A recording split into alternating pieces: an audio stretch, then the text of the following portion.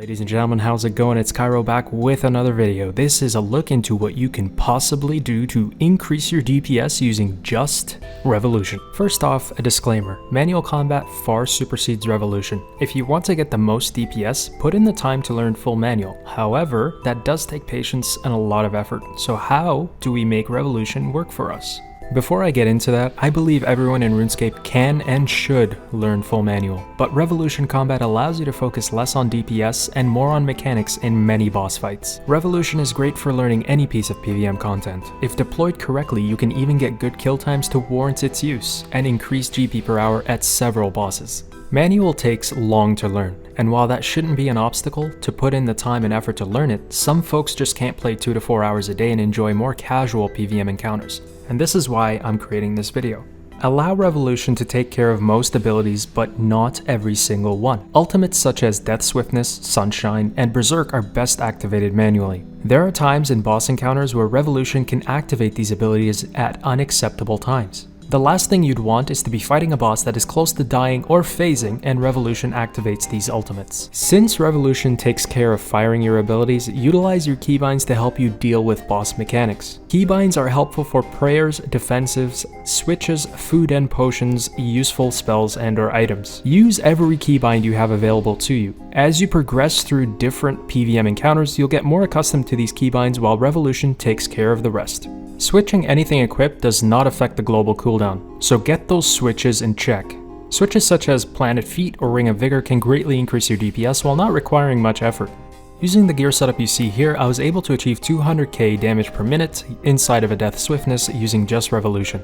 Once I deployed a Vigor and Planet Feet switch, I was able to push that DPM up to 250k. Using different weapons ties directly with switches. For melee, bringing dual weapons and a 2H switch will allow you to utilize thresholds from both those types of weaponry, increasing your DPS. Some weapons are incredibly useful for their special attack. A Saren Godbow spec switch or an Eldritch Crossbow spec switch can increase range DPS significantly while maining Blightbounce. And as I said before, because Revolution is taking care of everything else, this should be easy to get the hang of. After manually activating ultimates such as the ones mentioned before, make sure you have adrenaline boosting potions ready to allow Revolution to activate your threshold sooner. Assuming no relics, perks, or switches used, it'll take 7 basic abilities to reach 50% adrenaline after activating an ultimate. That's nearly half the time Death Swiftness or Sunshine is applied for, and that's major loss to DPS. Applying vulnerability through the use of bombs or the spell itself is a great way to increase DPS. These items certainly add to your hourly cost, not to mention complexity of the content you're trying to experience. However, in the long run, the benefit far outweigh the cost. Decent ability bars for Revolution can be found on the RuneScape wiki. The bar I use for Raksha is taken directly from there, with some alterations being Death Swiftness activated manually, using a Saren Godbow switch, as well as recently, although not shown here, an Eldritch Crossbow special during the Rockfall after Phase 1 and throughout Phase 2.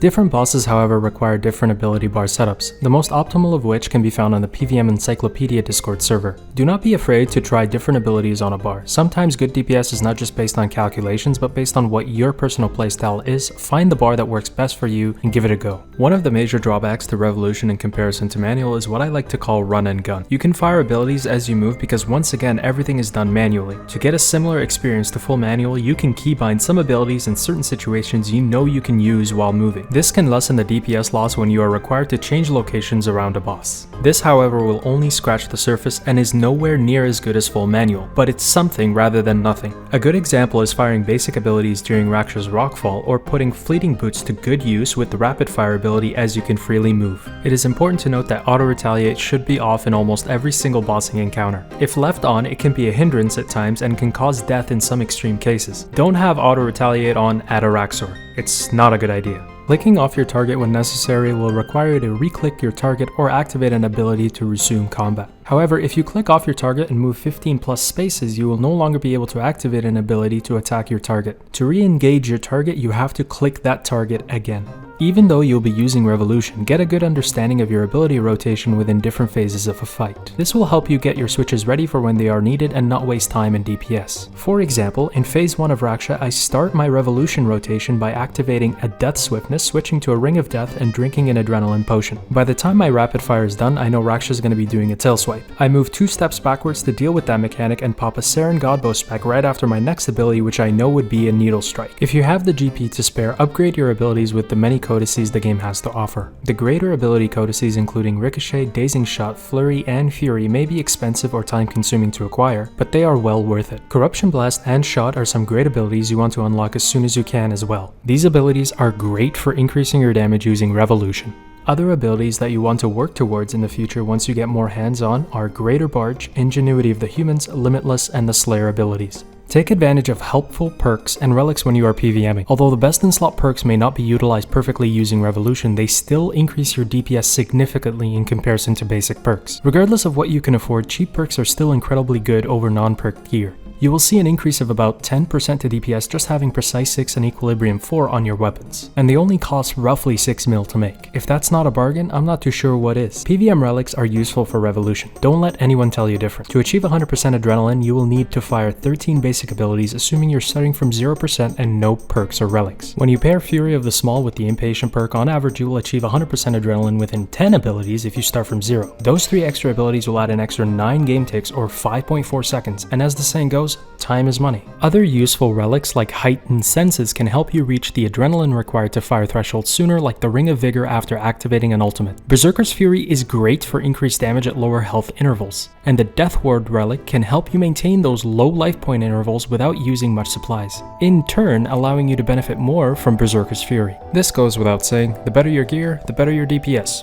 No shit. But some gear upgrades I don't think are worth the cost. I'm a little stingy when it comes to this, but my personal viewpoint is if I can't make the same amount of GP per hour that it would cost to repair the armor fully after it degrades to 0, then I won't use it. That means I would have to make roughly 85 mil an hour for Elite Serenic or 52 mil an hour for Elite Tectonic to be worth my time. The DPS difference they make in comparison to tier 90s is minuscule. You're looking at maximum 3 to 6 seconds off your personal best at a boss if you're using tier 92 armor. And sure, time is money, but we should have some exceptions. This is all a matter of opinion. Invest and use whatever you're comfortable with. The only place I would use tier 92 armor would be Elite Dungeons because free usage is a no-brainer. This is also the reason as to why I don't own a Grimoire. I'll probably never use it. If I learn Solak though, who knows? Unlocking tier 99 prayers is a permanent increase to DPS, and I personally value that over getting a tier 92 weapon, just my 2 cents. The easiest thing to learn for me personally was prayer switching, and that is mostly due to practice, but I use my mouse to switch prayers, you know, the kind with like a million side buttons?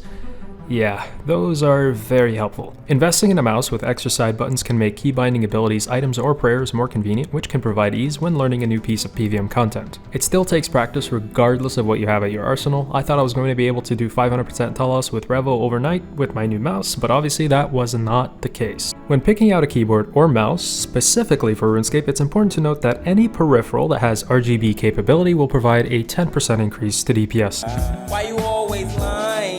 Remember, macroing is against the game rules. The 1-to-1 rule is good at defining this. Using one button to activate 2 buttons is not acceptable. As you can see, all the footage here has been of Raksha. I took this boss as prime example of what all those tips mentioned before can help you attain. My first solo kill took me 8 minutes. With good understanding of mechanics and incorporating everything I've mentioned here, I was able to push that time down to 3 minutes and 20 seconds. I'm certainly happy with the results. The faster you can kill a boss, the more kills you can get per hour, which will translate to more GP per hour. Oh look, a greater Ricochet Codex. Nice.